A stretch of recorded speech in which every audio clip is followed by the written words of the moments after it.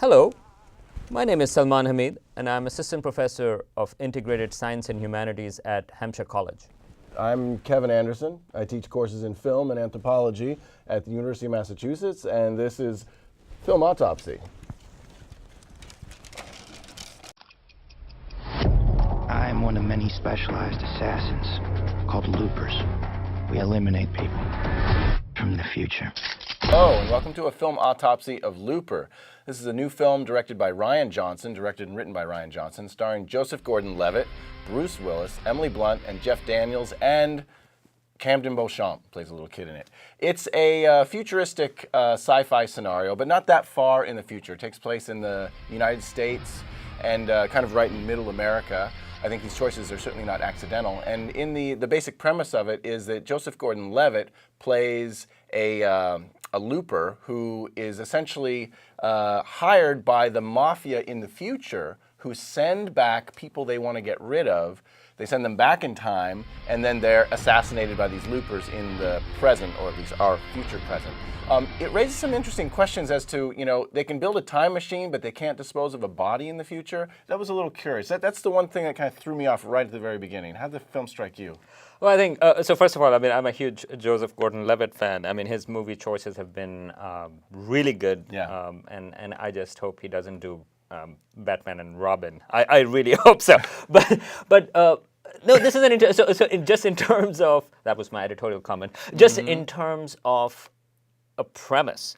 I actually thought this was a really creative use of time travel, because time travel, usually there are smart films and there are not so smart films, but they deal with sort of like, messing with the time, messing with the future, past, or whatever. Cause and effect, yeah. This particular aspect I thought was such a pragmatic use of time travel that, hey, this way they can get people literally disappear from the future, and they're gone, and they hire people in the past, and there it is. There is no evidence left of that.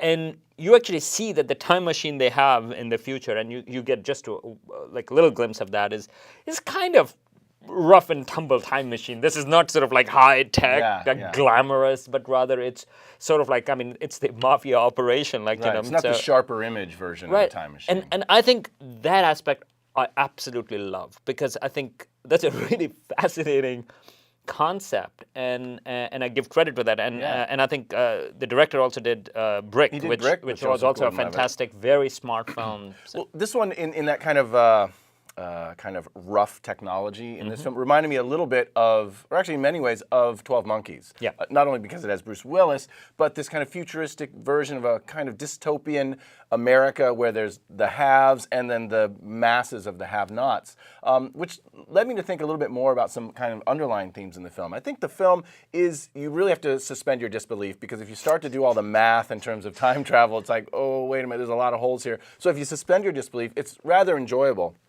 But this theme about family values, I think, keeps coming up in the film, and absent fathers and surrogate fathers and single mothers. So about 2/3 into the film, at the time for the third act, the film takes a very different direction, and we're introduced to Emily Blunt and Camden Beauchamp. And eventually, the two stories that we've been following before with Bruce Willis and Joseph Gordon-Levitt intermix with their story.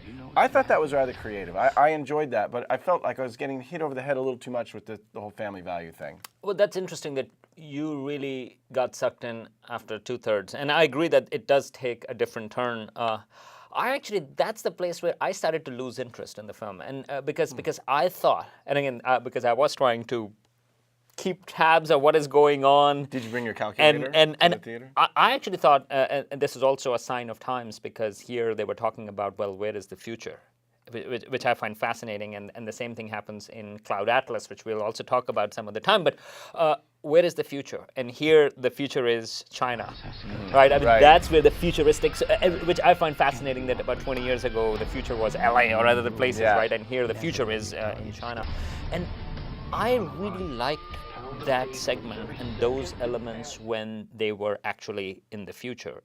And I kind of thought that with this third act, and which involves a kid, and a couple of other kids also, and that actually takes a darker turn. I would say actually that it's not, I certainly didn't expect this to be a turn to much darker side, and it does. And I think in some sense, I hear what you're saying, and we are trying to avoid giving away the movie. So I hear what you're saying, that it takes an interesting turn and really goes into a different direction.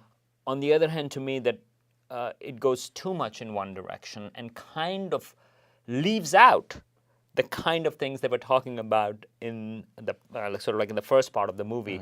And I wish they had more of the connection between the future. So you would have preferred that third act taking a turn where we're spending much more time in the future and looking at, mafia and class and how things are run, and how it goes up 100 years in the future, to follow the trajectory. Like, like here, I mean, I think, and again, not to give too much away, but like, that to follow how Joseph Gordon-Levitt turns into Bruce Willis. This is gonna happen to you. It happens to you. It doesn't have to happen to me. And I think that path would have been very interesting, or to say, if it changed because of all of that time messiness, how does it change? Right. Like, so I was really hoping that it's going to go in that direction, and I was a little disappointed because it sort of like, it went in the other direction, which, but at the same time, it's a smart film. It's not a fluff sci-fi. It's smart, but it's not that smart. True. It's got some great ideas, but it has a hard time, like, with the, how to loop it around. How to loop it around. How to close it. And I think, but look, I mean, this year we have seen two other big sci-fi films with big expectations: Dark Knight and Prometheus. And if you want to if you want to throw in Immortals also, these have all been disappointing films. This is actually better than those, and it's not as ambitious as the others, and so its failure is less dramatic. I will kind of agree with that. And Joseph Gordon-Levitt is always good to see, and Bruce Willis is also good. Overall, it's a pretty decent film. It's thrilling. It keeps you in the seat. So kind of meh.